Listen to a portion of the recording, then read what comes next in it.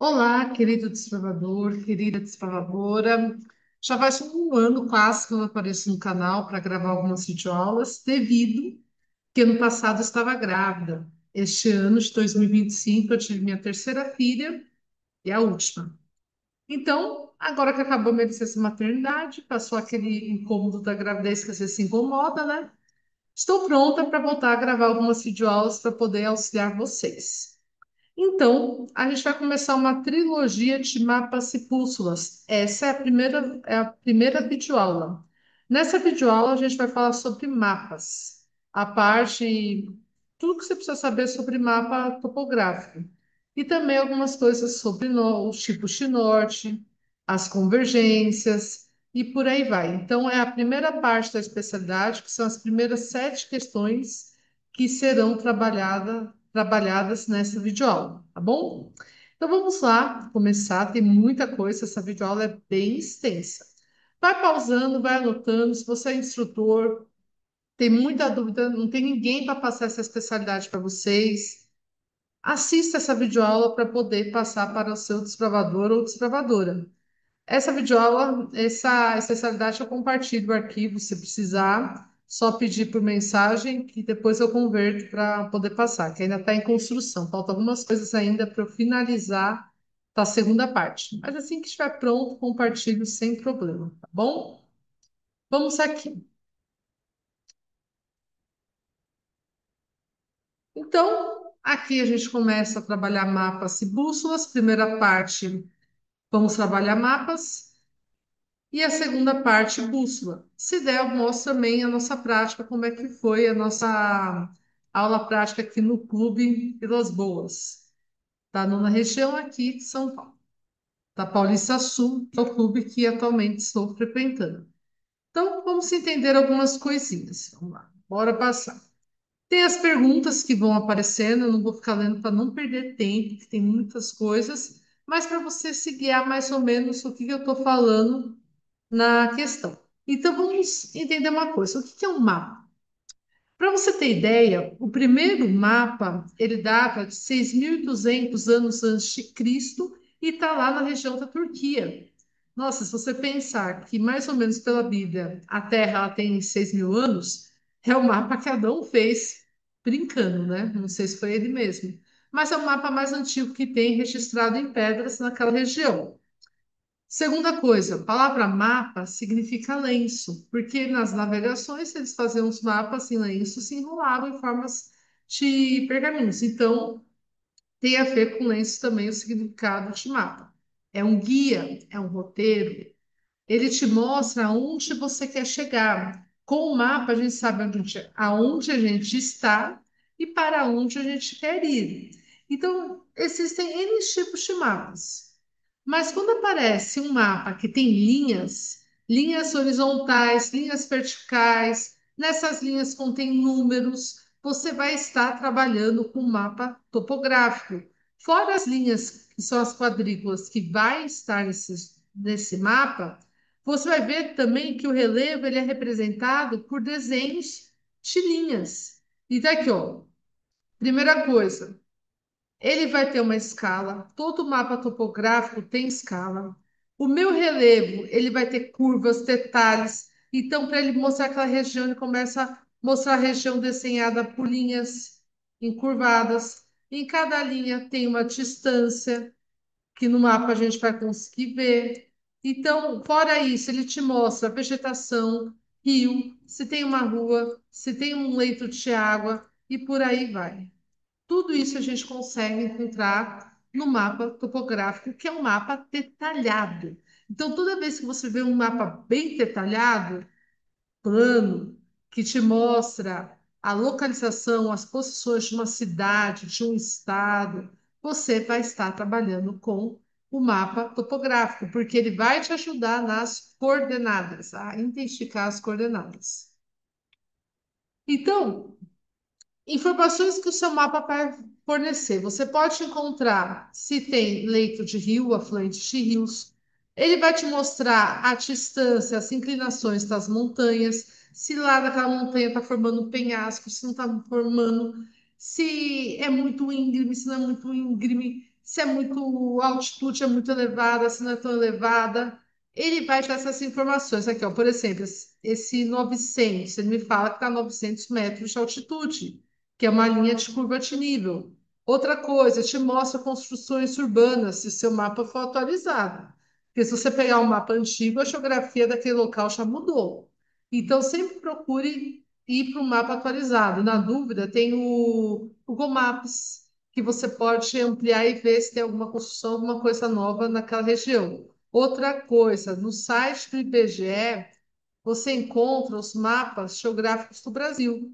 Então, você consegue os mapas de São Paulo, das cidades que tem de São Paulo e de outros locais também. É só você ir lá para pesquisar mapas topográficos nesse site que você consegue retirá-los.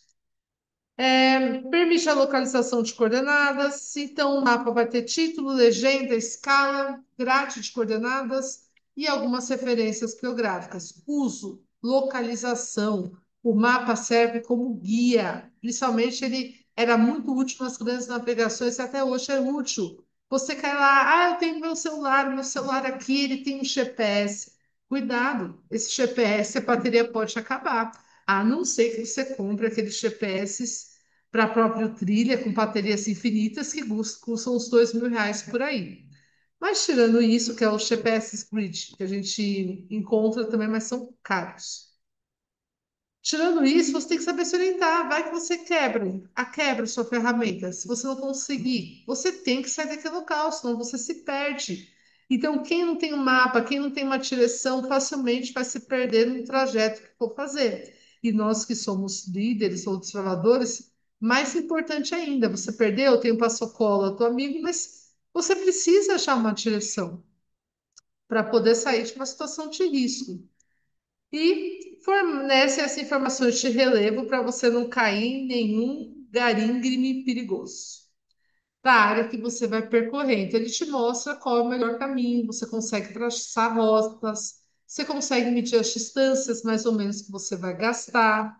Então, tudo isso. Daí, na questão 2 dessa especialidade, ele pergunta o que que é um mapa ortofoto. Vamos se entender. Quando eu vou tirar aqui uma foto assim de rosto, eu tiro uma foto frontal do meu rosto. Estou tirando aqui uma foto. Só que se eu fosse fazer uma foto dessa num terreno, ela não vai me fornecer as características bem detalhadas. Vai me mostrar bem à frente, mas eu não vou conseguir medir direito as distâncias, nem no meio, nem nada disso.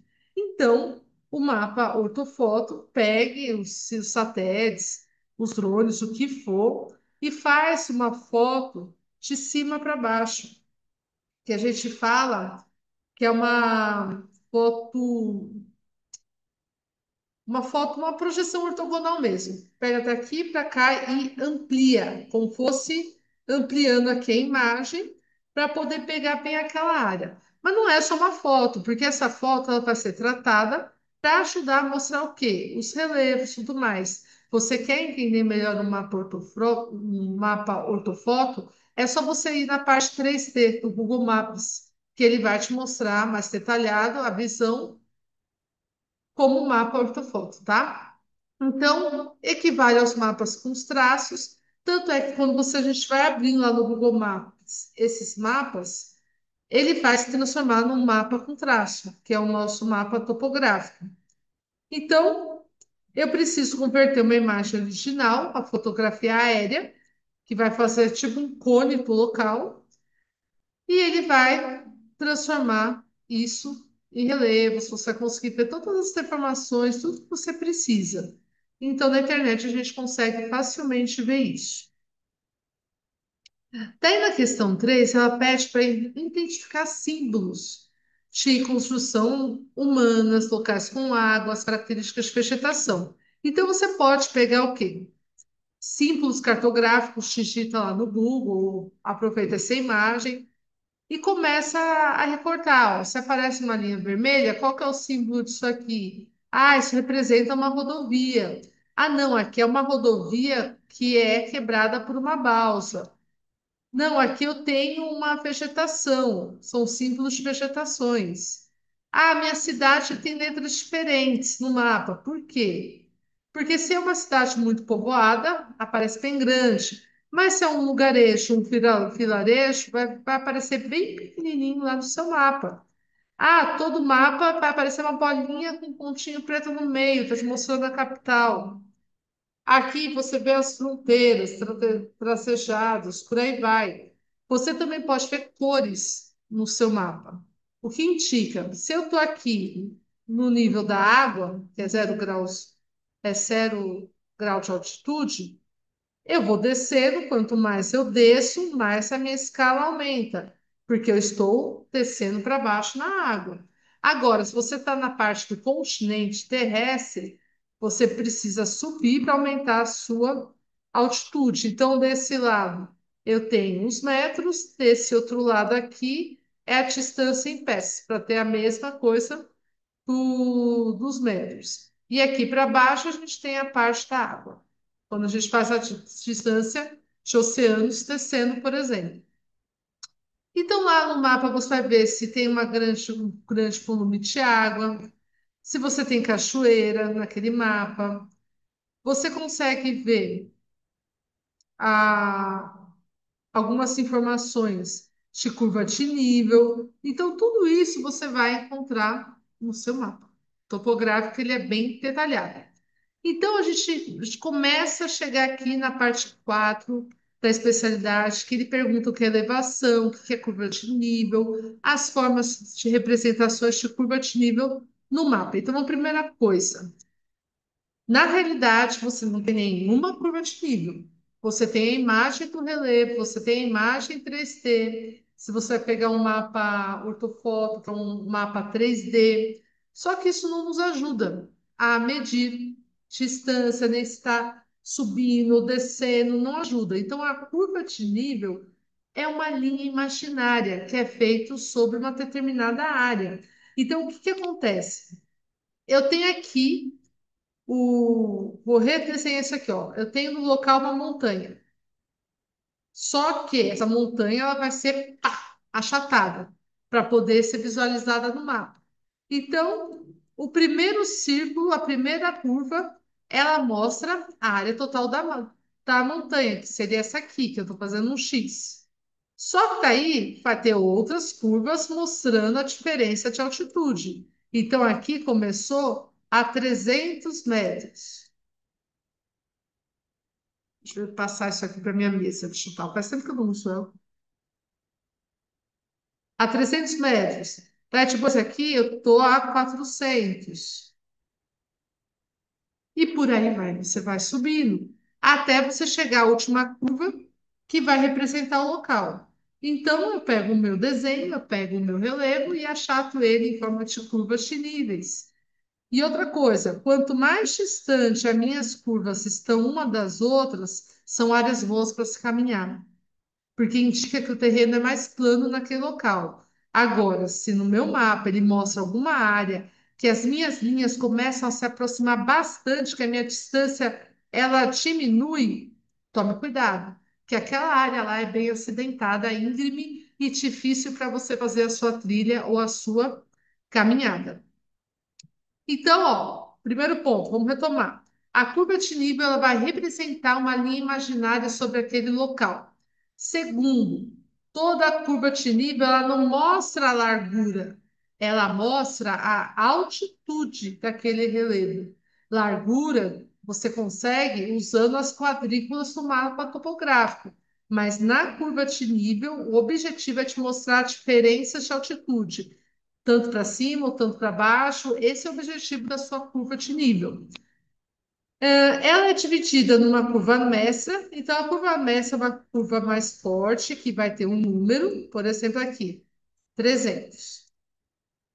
Estou aqui descendo essa curva de nível. Daí, de repente, começa a aparecer outras curvas que não tem números, que a gente fala que são curvas intermediárias, para depois eu ter a outra curva mestra. Então, essas curvas mestras são as guias que têm a numeração com altitude, e essas curvas intermediárias aqui, elas te mostram se o local ele é plano, se está mais acidentado, ela vai te mostrar algumas características importantes. Então, O intervalo entre duas curvas de níveis, vamos lá. Vamos supor, de novo, aqui eu tenho a minha curva de nível principal e aqui ela tem uma distância, ela tem uma altitude de 500 metros. Daí ela vai ter curvas intermediárias em volta dela, fazer uma, duas curvas intermediárias. Daí eu vou fazer uma outra curva aqui, 600, para fechar aqui o meu desenho do local. Intervalo entre curvas de níveis é que tá aqui, é onde você estava. Tá aqui, ó, você, uma pessoinha. Você se encontrava aqui a 500 metros. Para você chegar nesse ponto aqui de 600 metros, você concorda comigo que você tem que subir 100 metros? Então, é a diferença entre essas duas. Então, você vai pegar 600 menos 500, você vai ter o intervalo de 100 metros entre essas duas curvas de níveis, que é o tanto que você vai ter que subir, mais ou menos, para poder atingir ao determinado ponto que você quer, ou então o tanto que você terá que descer. Então, nessa imagem aqui, a gente vê com mais detalhes uma representação de curvas de níveis do mapas. Então, aqui, ó, áreas perigosas, porque as minhas linhas estão bem próximas. Aqui eu tenho áreas mais tranquilas, porque as minhas curvas de níveis estão mais afastadas. Aqui eu tenho uma curva mestra, porque ela tem um número, mesmo que não tenha para ver, tem um número aí no meio. E essas aqui são as minhas curvas intermediárias. Então, você vai encontrar isso. Fora isso, você vai encontrar cores, você vai encontrar rio, você vai ver construções humanas dentro do seu mapa. E fora isso também, o mapa ele vai ser dividido em quadrículas, então linhas verticais com linhas horizontais. Então, tudo isso vai formar o seu mapa topográfico. Olha aqui e vai indo aqui. Se eu pudesse, eu ficaria o tempo todo aqui desenhando, mas não dá tempo, não. Vamos seguir. Então, as curvas de níveis elas vão me ajudar a mostrar algumas formas de relevo. A primeira forma é elevação. Se da primeira curva, que é o círculo maior, para as demais, você vê que a sua altitude já tem aumentado de 10, passou para 20, de 20, passou para 30, de 30 para 40. Normalmente elas têm o mesmo intervalo. Então, o intervalo aqui, eu vejo que ela vai mudando de 10 em 10 metros, tá? Eles padronizam o intervalo entre as curvas de níveis mestres. Então, ó, tá subindo, tá aumentando a minha altitude, você tá tendo uma elevação. Agora, se acontecer o contrário, de uma curva para outra, você percebe que vai diminuindo, você não está subindo, você está descendo. Você está entrando numa área de vale ou depressão, por aí vai. Então, aqui tem as principais representações, pontos importantes. Cume, a palavra cume é o ponto mais alto de uma elevação. Então, é a última curva de nível, é o seu cume. Vale é a área, a linha formada, vamos lá, as linhas formadas entre dois cumes. Você tem uma região de vale. Então, aqui nessa imagem, aqui é meu cume, aqui é meu cume. E aqui no meio eu vou ter o quê? A minha parte de vale. Aqui, ó, o meu cume, cume, área entre os dois é vale. O vale é perigoso em época de chuva, por exemplo, porque a água de cima desce para baixo e pode formar uma enxurrada lá embaixo, então é meio perigoso. Escarpa, pensa na escarpa. Se você desenhar aqui um peixe, vamos lá aqui, um peixe muito mal feito. Escarpa, é essa parte aqui do peixe, é o primeiro corpo dele. Então, começa embaixo e de repente vai subindo. Essa parte aqui a gente chama de escarpa, porque vai formando um corpinho do meu peixe. E de repente desce. Você formou um triângulo mais ou menos. Você está formando uma escarpa. Toda escarpa termina em um penhasco, tá? A gente fala que o penhasco é o rosto da nossa escarpa, então toma cuidado. Se é uma área de escarpa, ele vai mostrar aqui as curvas de níveis bem próximo, te indicando que essa área aí vai terminar com um penhasco. Então, é uma área para ser evitada. Tem uma outra imagem que não apareceu, que são as rafinas. Rafinas é a espinha do meu peixe. No mapa vai aparecer mais ou menos isso e não vai estar em azul, porque se tivesse azul seria leito de rio. Vai estar formado com as suas curvas de níveis. A rafina é um leito de rio que não se formou. Só que são áreas astentadas, que no incêndio é difícil você sair. Se chover enxurrada, vai formar um rio. Então, é uma área que também você tem que evitar para ser trilha e acampamento, dentro do mapa topográfico. O certo seria que antes de acampar, pegasse a área do local, fosse lá no IBGE, procurava a folha lá da cidade, do estado, e ampliasse para ver se aquele sítio onde você está indo tem perigo em caso de chuva. A gente não dá para controlar o tempo num acampamento. Se as áreas daquele local são assentadas ou não, porque de repente você só vê um canto, mas você não está vendo os outros. Ah, se aquele local permite você fazer uma trilha de 20 quilômetros, tem um guia também, interessante ir. E você já vai mapeando o local. Esse é o correto, esse é o seguro. E para você também ter a localização do local de acampamento, se precisar passar o rádio de socorro para o bombeiro, por aí for. Você sabe a localização do seu local. Porque não adianta falar, estou no sítio do seu Zé. O bombeiro não sabe onde é o sítio do seu Zé. Então tem que saber as coordenadas bonitinho para poder passar.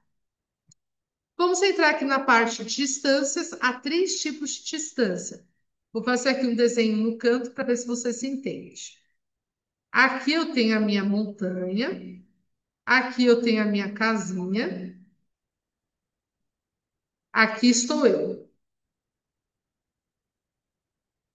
meu bonequinho. Vamos supor que aqui eu estou no meu ponto A e eu quero chegar na minha casa, que é o meu ponto B. Só que não tem caminho pela montanha, o caminho é por rua, o meu trajeto é por fora. Então, essa aqui é a minha distância real, é a distância que eu preciso fazer para chegar até o meu objetivo, pelas ruas disponíveis, pelas estradas disponíveis no meu local. Então, aqui eu tenho a minha distância real. A minha distância reduzida é do ponto A até o ponto B. Ele não leva em consideração que tem uma montanha, um obstáculo no caminho. Então, essa aqui é a minha distância reduzida. Reduzida, a minha distância real aqui embaixo. Agora, a distância geométrica, ele também é uma espécie de distância reduzida, só que ele vai levar em conta a altitude do meu obstáculo. Só que na minha distância geométrica pode ser que também não tenha caminho para percorrer. Então, distância real é o caminho que eu preciso fazer com as estradas e ruas disponíveis para estar de um local até o outro, até porque a gente não tem asas para poder pular em construção, casas para poder chegar mais rápido, a gente tem que seguir o trajeto da localidade. Distância reduzida é a distância real entre os dois pontos, com as coisas que estão no meio. E a distância geométrica pega as altitudes desses obstáculos que estão no meio. Mas pode ser que também não tenha trajeto dentro. Escala. Escala é uma régua que todo mapa topográfico ele vai te dar para você poder medir as quadrículas lá dentro. Então, o mapa de 1 por 5.000, o que que ele me diz? Que a cada 1 centímetro eu tenho o quê? 5.000 centímetros. Ou se eu cortar aqui, eu tenho 50 metros. 50 metros. Então, ele pega um desenho, uma área grande, e vai reduzindo o desenho na mesma proporção. Se segue a mesma proporção, aquele desenho ele pode ser convertido depois para a realidade, se foi respeitado a escala padrão do desenho. Aqui embaixo é 1 centímetro, a cada 1 centímetro eu tenho 2 milhões de centímetros, ou seja, tenho 2 quilômetros. Se eu for cortar dois zeros na minha conversão. E por aí vai. Para quem faz arquitetura, engenharia, normalmente já trabalha com a régua de escalímetro, que já vai te dando as conversões necessárias do seu desenho. Tem que medir, tem que aprender a medir. Então, todo mapa topográfico, ele possui a sua escala impressa nele, para que na hora de você medir a distância entre os pontos, você consiga converter. Então, aqui, ó, nessa régua, ele vai te dar uma distância padrão, a distância total, e umas outras distâncias, porque na ausência de uma régua física, você consegue pegar outras coisinhas, colocar na escala do mapa, da régua do mapa, e fazer as suas medições. Aqui vamos aplicar o cálculo da distância linear. Então, aqui, ó, eu estou na cidade inundada, que é o ponto A, e aqui eu tenho uma cidade com alojamentos, ponto B.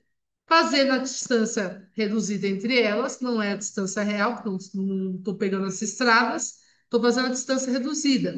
Deu 9 centímetros. Se o meu mapa ele tem uma escala de 1 por 25 mil, a cada 1 centímetro eu tenho 25 mil centímetros.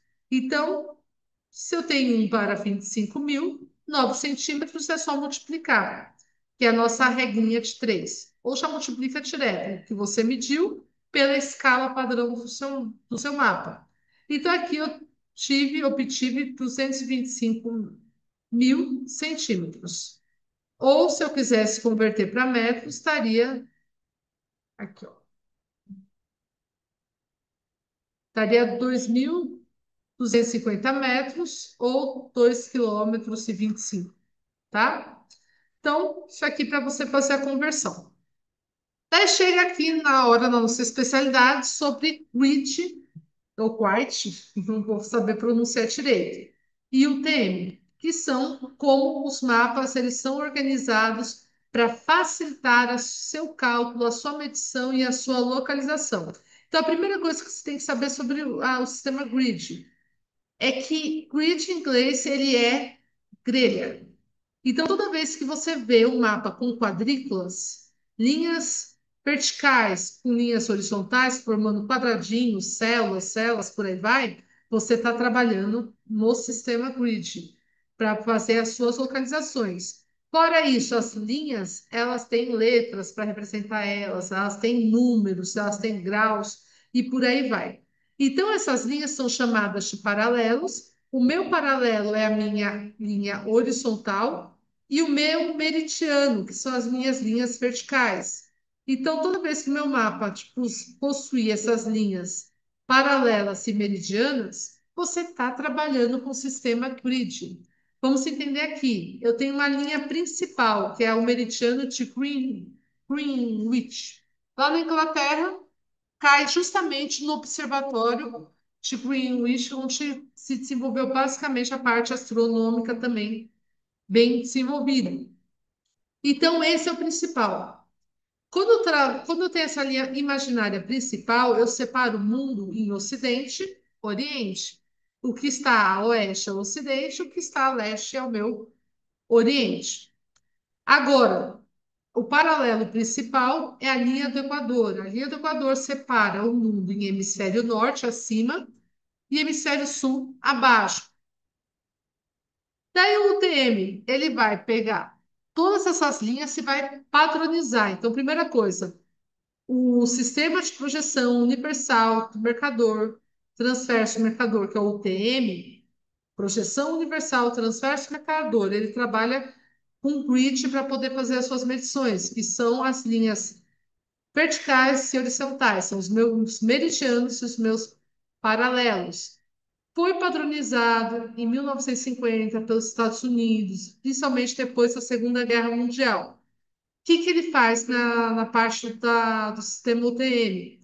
Ele separa, se eu pegar meus meridianos, que são as minhas linhas verticais, ele vai organizar em 60 fusos o meu mundo.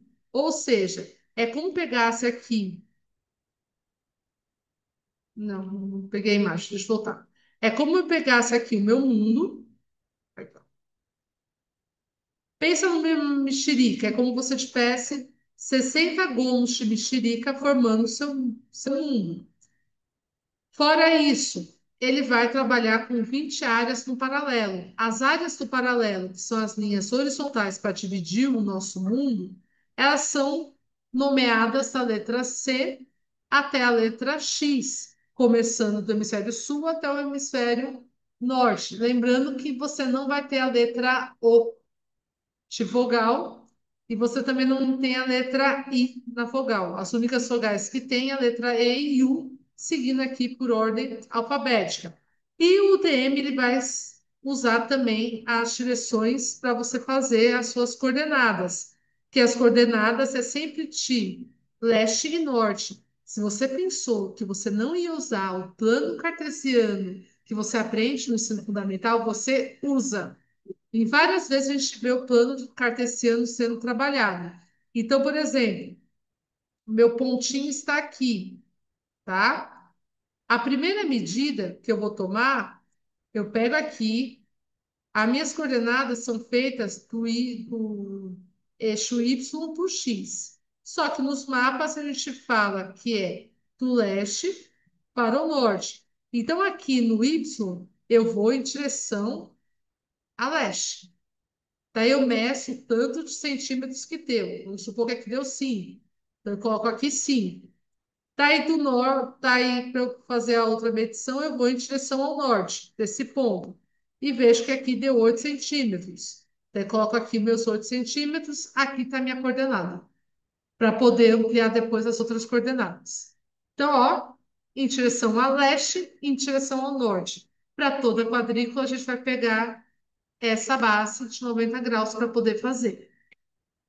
Daqui, ó, 60 gomos de mexerica, que foi feita primeiro em 1569 por Gerald Mercator nas grandes navegações. Ele pegou o corte em cilindro e foi rodando esse corte para formar 60 fatias ou 60 gomos. E fez o quê? A impressão do nosso mapa mundi, que aqui está representando na nossa imagem. Isso é o nosso mapa esticado, lógico que o nosso mundo não é esticado, não é plano, mas aqui é a representação para poder fazer as análises. 60 fusos, começa o zero aqui no ocidente, termina no nosso oriente, e aqui do sul para o norte começa na letra C e termina na letra X. Se você pegar 60 por 20 quadradinhos e a gente vai formar 60 para cá e 20 para cá, basicamente o mapa mundi ele tem 1.200 quadrados de análise para você poder fazer em uma escala de 1 para 1 milhão, por exemplo. Daí a especialidade ela pergunta quantos fusos. Ah, interessante. Cada fuso tem 6 graus de diferença. Então, do primeiro fuso para o segundo fuso, a diferença é de 6 graus. 6 vezes 6, 360 graus, pegando toda a área global, tá bom? Então, ó, fusos. Ele pergunta quais são os fusos, os meridianos que cortam aqui o continente sul-americano, América do Sul. Aqui no nosso continente sul-americano vai do fuso 17 até o fuso 25. Então, no total, são 9 fusos, tá bom? Que pegam aqui a nossa área. Aqui no Brasil, para vocês terem ideia, é o fuso 18 ao 25. Ele pega a maior parte dos fusos do continente sul-americano, o Brasil tem. Fora isso, pegando as linhas paralelas que ele forma, a gente tem um total de 46 folhas, ou seja, 46 quadrados que mapeiam a área brasileira no TM de maior escala do mapa mundi, que é de 1 para 1 milhão, tá bom? Só que isso não é útil na hora de a gente fazer a trilha. É a primeira coisa para a gente poder chegar à área de exploração. Então, ó, como é que a gente usa esse sistema UTM? Primeira coisa, tem que saber o fuso da onde está, saber o paralelo que vai cortar. E você tem que escolher a sua escala. Por exemplo, essa escala é a nossa escala maior, que é de 1 para 1 milhão, que seria essa folha aqui que o Brasil é cortada. Então, essa área aqui, eu tenho uma escala de 1 para 1 milhão. Ou seja, cada 1 centímetro desenhado nela representa a 1 milhão de centímetros da realidade. Então, ela não é muito útil para você ver os detalhes de curva de nível. Você tem que reduzir a sua escala. Porque quanto mais diminui a minha escala, mais detalhada ela fica. Então, você tem que ir atrás, nos mapas topográficos, você tem que ir atrás da escala de 1 para 25 mil, que é o que vai pegar as cidades, tá bom? Daí você consegue ver bonitinho as curvas de níveis do local. Então, aqui é como as folhas são divididas, os quadrantes. Então, uma folha ela pode ser dividida em quatro partes. B, X, Y, C. Isso aqui é mais detalhado, tá? Nível curiosidade. E ele vai se dividindo, vai se dividindo, vai se dividindo, até chegar à nossa menor escala, que é de 1 para 25.000. Aqui é o que aparece bastante os estados. E algumas cidades também no IBGE estão nessa escala, tá? Que é de 1 para 50.000.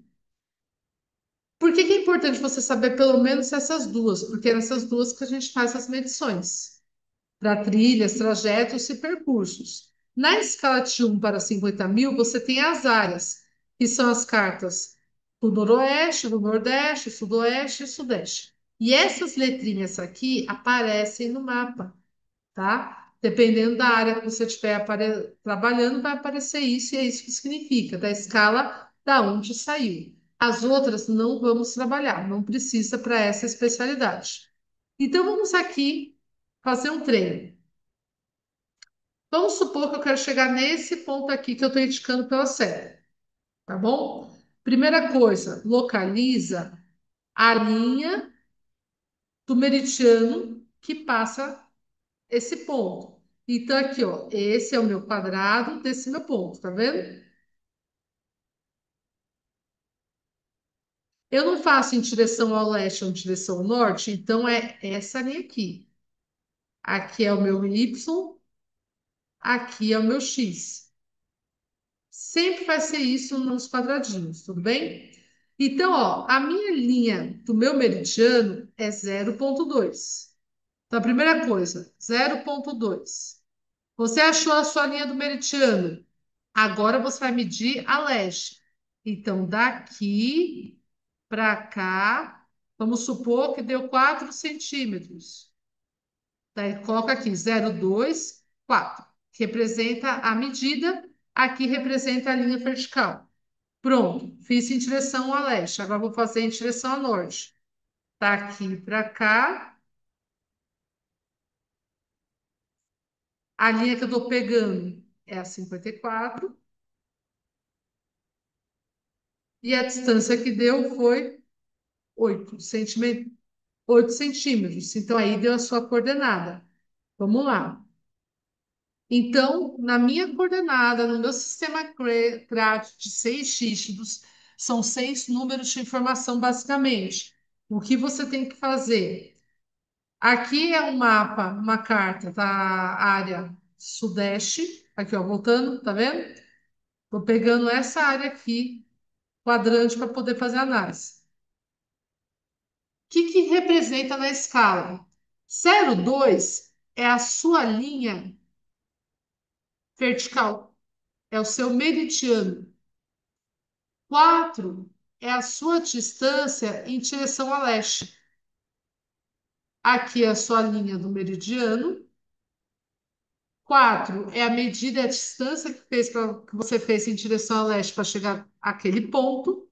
54 é a sua linha do paralelo. E 8 é a sua distância em direção ao norte, que você fez para chegar até lá. Então, nesse sistema de 6 dígitos, ele te fornece a localização. E isso, os bombeiros, alguma coisa no resgate, eles conseguem te localizar. Se você der a localização 024 548, então ele vai achar que você deu de leste primeiro e depois de norte. E as linhas coordenadas eles acessam lá, numa escala de 1 por 25.000, por exemplo. Eles conseguem te achar. Só digitar no sistema de busca, que é fácil a localização, porque dependendo da mata onde você estiver, vai ter rua para chegar lá? Não vai. Vai sair, vai ter área aproximada para poder ver. Então, não precisa mais sofrer com essa parte. 6 dígitos é simples, é desse jeito, tá bom? Agora, para a gente finalizar, vamos saber um pouquinho sobre os nortes. Eu sei que é um pouco extenso, mas já está terminando.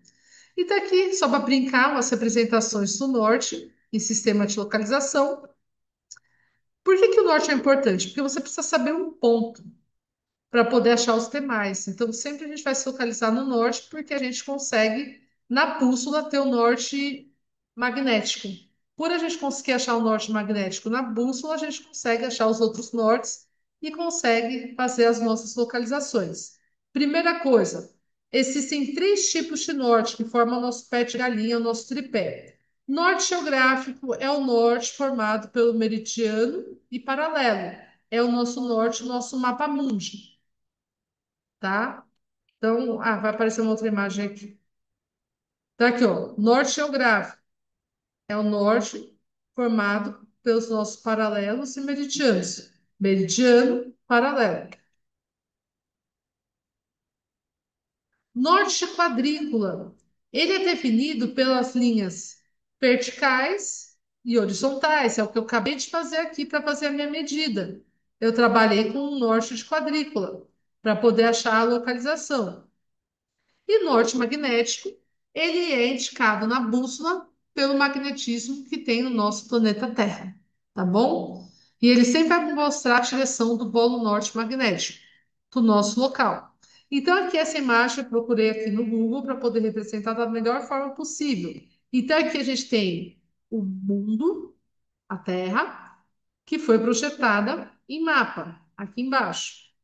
Só que nesse mapa você tem que levar em consideração que você tem o norte geográfico, porque uma coisa cilíndrica foi transformada em plana, então você vai ter uma diferença angular. Você vai ter o norte magnético na sua medida e você vai ter o norte quadrícula para ver a sua distância também. Então, tudo isso é importante. Daí a gente entra em declinação magnética. Então, por esses polos aqui, ó, se eu pego o norte geográfico e eu pego o norte magnético, a distância entre os dois eu chamo de declinação magnética. Se eu pegar o geográfico com o de quadrícula, eu vou ter a convergência meridiana, que também é a distância entre duas coisas. Então, ó, declinação e convergência trabalha com dois nortes, tá? Na declinação, você trabalha com um norte magnético. E na convergência, você não trabalha com norte magnético, tá? Então, vamos aqui. Então, é a distância angular entre o norte magnético e o norte geográfico. Então, ó, isso depende também do local onde está, tá? Por exemplo, aqui em São Paulo, a gente tem uma declinação magnética para o oeste, mais ou menos de uns 20 graus, que é da nossa área aqui. Então, ele muda conforme a região do mundo onde está. Cada local tem uma declinação magnética diferente. Quem vai mostrar isso é a sua bússola. Então, aqui, ó, polo norte geográfico, polo norte magnético para essa declinação. Então, ó, até mesmo a nossa Terra, ela não gira em rotação bonitinho, ela gira em rotação inclinada. Porque o magnetismo da nossa Terra também é inclinado, que interfere em bússola, todas essas partes em localização vai fazer uma interferência. Tanto é que para profissionais eles têm que fazer a conversão bonitinho. Convergência meridiana. Então, ele vai pegar o geográfico com o norte de quadrícula e vai medir a distância entre os dois também. Daí você vai entrar no ângulo, essa distância a gente vai medir em ângulos. E você vai, porque a gente vai medir com a bússola, e você vai tirar o número da convergência, tá bom? Todos eles trabalham com norte geográfico. A diferença é que na declinação é norte geográfico com norte magnético. Na convergência é o meu norte geográfico, norte de quadrícula. E agora a gente terminou a nossa primeira parte da videoaula. Eu sei que foi extensa, espero que vocês tenham gostado. E até o próximo vídeo para a gente continuar trabalhando com bússolas. Até mais.